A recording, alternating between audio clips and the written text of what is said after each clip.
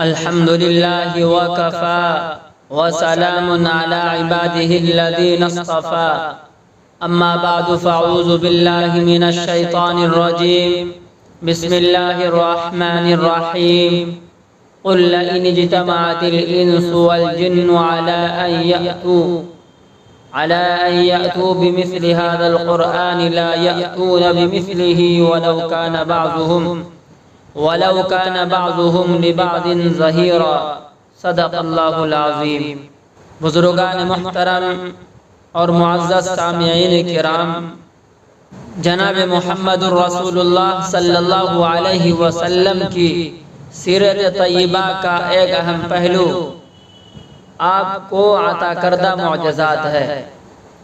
اللہ تبارک و تعالی نے انبیاء علیہ السلام کو ایسی نشانی عطا فرمائی جن کو دیکھ کر آدمی آپ کے پیغمبر ہونے کا یقین کر لے، اور یہ بہت ضروری چیز ہے. مثلا ہمارے پاس آ کر کوئی شخص یہ کہے مجھے وزیر اعظم نے بھیجا ہے، تو ہم بغیر کسی دلیل کے اس کو وزیر اعظم کا قاصد نہیں مان سکتے، بلکہ اس کا ہم آئی ڈی پروف دیکھیں گے اور کوئی ایسی تحریر دیکھیں گے جس سے یقین آ جائے.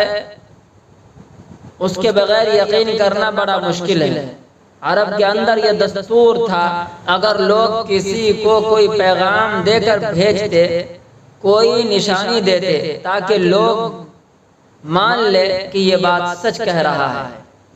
مثال کے طور پر ایک مرتبہ عجیب و غریب واقعہ پیش آیا.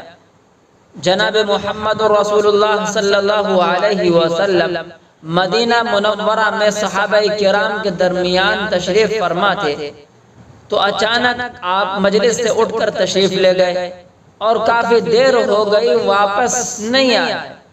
تو صحابہ کرام کو فکر ہوئی، کیونکہ مدینہ منورہ کے قرب و جوار میں یہودی رہتے تھے، تو سب لوگ تلاش میں نکل پڑے. حضرت ابو ہریرہ رضی اللہ عنہ فرماتے ہیں کہ میں تلاش کرتے کرتے ایک باغیچے کے قریب پہنچا، لیکن اندر جانے کا کوئی راستہ مجھے نظر نہیں آیا. ایک نالی سی دکھائی پڑی جس میں سمٹ کر، جس طرح لومڑی وغیرہ سمٹ کر اندر گھستی ہے، اندر گھس گیا. اندر جا کر دیکھا کہ پیغمبر علیہ السلام وہاں تشریف فرما ہے. جناب محمد رسول اللہ صلی اللہ علیہ وسلم نے فرمایا ابو ہریرہ تم یہاں کیسے آئے؟ حضرت ابو ہریرہ رضی اللہ عنہ نے فرمایا کہ حضرت پورے مدینہ میں کوہرام اور کھلبلی مچی ہوئی ہے، لوگ تلاش کر رہے ہیں، میں بھی تلاش کرتے کرتے یہاں تک پہنچ گیا. تو جناب محمد رسول اللہ صلی اللہ علیہ وسلم نے اپنے نعلین مبارکین ان کے ہاتھ میں دیے اور فرمایا یہ میرے نعلین لے جاؤ، اور راستے میں جو بھی تم سے ملے اس سے کہنا کہ من قال لا الہ الا اللہ دخل الجنہ، کہ جس نے کلمہ لا الہ الا اللہ پڑھا وہ جنت میں ضرور جائے گا. میرے بھائیو، اس واقعے کو سنانے کا مقصد یہ ہے کہ حضور ویسے بھی بھیج سکتے تھے کہ ابو ہریرہ جاؤ اور یہ بتا دو، لیکن آپ نے اپنے نعلین ساتھ دیے تاکہ سننے والے کو یقین آ جائے کہ واقعی یہ حضور کے پاس سے آ رہے ہیں، کیونکہ حضور کے نعلین کے بارے میں سبھی جانتے ہیں. بہرحال کسی بڑے کی جانب سے جب کسی کو قاصد بنایا جائے تو اس کا اطمینان دلانا ضروری ہے، اس کے بغیر لوگ مان نہیں پائیں گے. رسول اللہ صلی اللہ علیہ وسلم نے ارشاد فرمایا ما من الانبیاء من نبی الا قد اعطی من الآیات ما مثلہ آمن علیہ البشر.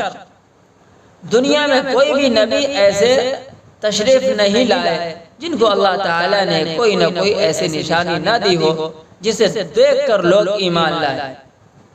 چنانچہ انبیاء علیہ السلام کی تاریخ اٹھا کر دیکھیں گے تو پتہ چلے گا ہر نبی کے ساتھ اللہ تعالیٰ نے کوئی نشانی عطا فرمائی ہے.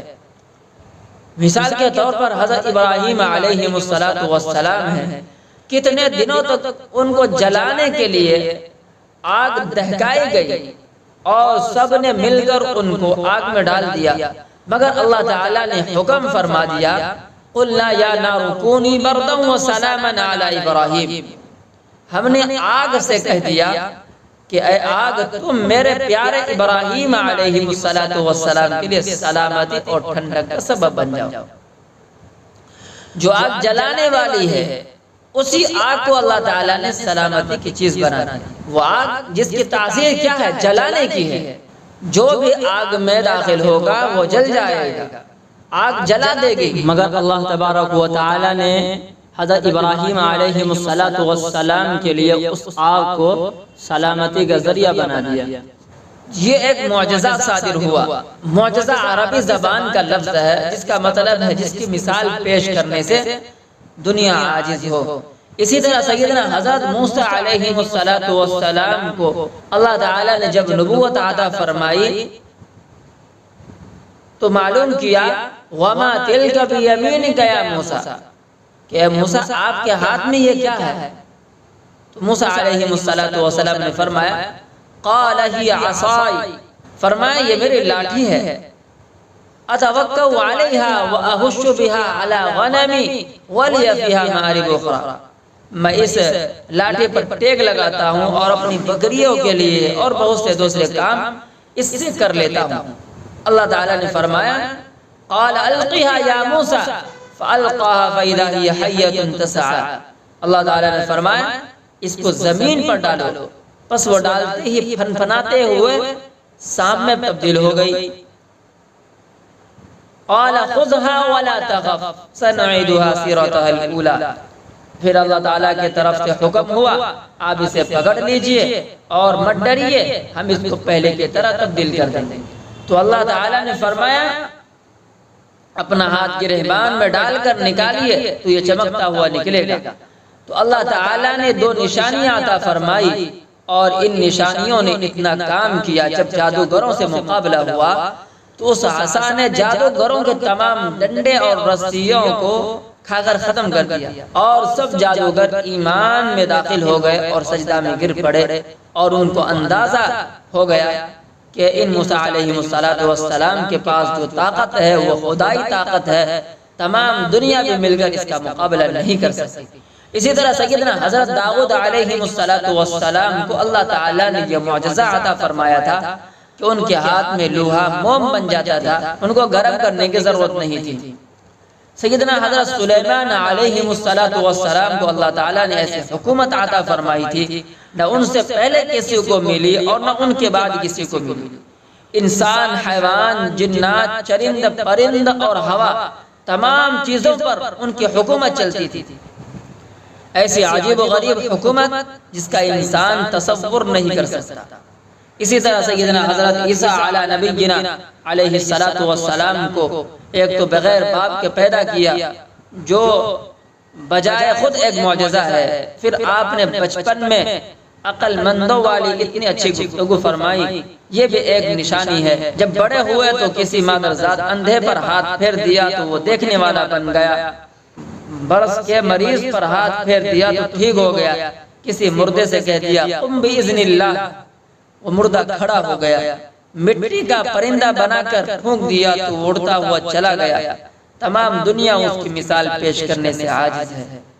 پھر زندہ آسمانوں پر اٹھا لیا گیا، قیامت کے قریب پھر تشریف لائیں گے۔ یہ تمام معجزات ہیں جنہیں دیکھ کر لوگ ایمان لائے، مگر ان انبیاء علیہ السلام کے معجزات کی یہ بات اس زمانے میں جو لوگ موجود تھے صرف انہوں نے اپنی آنکھوں سے دیکھا، ہم نے نہیں دیکھا، صرف سنا ہے، اور ایمان و یقین ضرور ہے کیونکہ قرآن و حدیث میں اس کا تذکرہ ہے، اس لیے آنکھ بند کر ایمان لائے، مگر دیکھا کسی نے نہیں، کیونکہ یہ معجزہ خاص وقت میں خاص لوگوں کے ساتھ صادر ہوئے۔